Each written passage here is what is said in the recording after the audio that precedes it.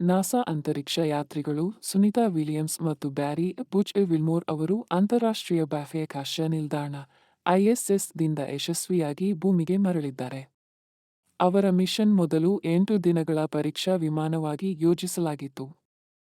ಆದರೆ ತಾಂತ್ರಿಕ ಸಮಸ್ಯೆಗಳ ಕಾರಣದಿಂದಾಗಿ ಅವರು ಒಟ್ಟು 286 ದಿನಗಳ ಕಾಲ ಬಾಹ್ಯಾಕಾಶ ನಿಲ್ದಾಣದಲ್ಲಿ ಉಳಿಯಬೇಕಾಯಿತು. ವಿಲಿಯಮ್ಸ್ ಮತ್ತು ವಿಲ್ಮೋರ್ ಅವರು 2024 ಜೂನ್ 5ರಂದು ಬೋಯಿಂಗ್ ಸ್ಟಾರ್ಲೈನರ್ನ ಮೊದಲ ಮಾನವ ಯಾತ್ರೆಯ ಭಾಗವಾಗಿ ಉಡಾವಣೆಯಾದರು. ಆದರೆ ಸ್ಟಾರ್ಲೈನರ್ ಎಸ್ ಅನ್ನು ತಲುಪಿದಾಗ ಅದರ ಪುಟಾಣಿ ಎಂಜಿನ್ ಥ್ರಸ್ಟರ್ ವೈಫಲ್ಯಕ್ಕೀಡಾಯಿತು.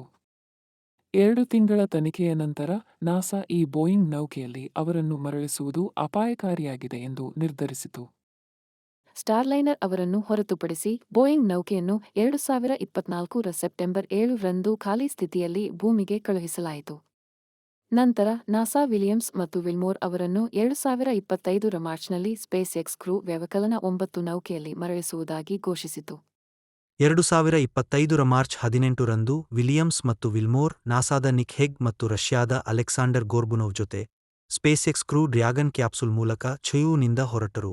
ಸುಮಾರು 17 ಗಂಟೆಗಳ ಪ್ರಯಾಣದ ನಂತರ ಅವರು ಫ್ಲೋರಿಡಾದ ಕಡಲ್ಕರೆ ಬಳಿ ಸುರಕ್ಷಿತವಾಗಿ ಭೂಮಿಗೆ ಇಳಿದರು. ಈ ಅವಧಿಯಲ್ಲಿ ಅವರು ಸುಮಾರು 900 ಗಂಟೆಗಳ ವಿಜ್ಞಾನ ಪರೀಕ್ಷೆಗಳನ್ನು ನಡೆಸಿದ್ದರು. ಅವರ ಸುರಕ್ಷಿತ ಮರಳುವ ಯೋಜನೆಗಳನ್ನು ರೂಪಿಸುವ ವೇಳೆ ನಾಸಾ ವಿಲಿಯಮ್ಸ್ ಮತ್ತು ವಿಲ್ಮೋರ್ ಅವರನ್ನು ಬೆಥೈ ವ್ಯವಕಲನ 9 ಮಿಷನ್ನ ಭಾಗವಾಗಿ ಬೆಥೈ ಅಥೋಟಿ ನೌಕೆಯಲ್ಲಿ ಭೂಮಿಗೆ ಮರಳಿಸುವ ವ್ಯವಸ್ಥೆ ಮಾಡಿತು. ಭೂಮಿಗೆ ಮರಳಿದ ನಂತರ ವಿಲಿಯಮ್ಸ್ ಮತ್ತು ವಿಲ್ಮೋರ್ ಉತ್ತಮ ಮನಸ್ಥಿತಿಯಲ್ಲಿದ್ದಾರೆ.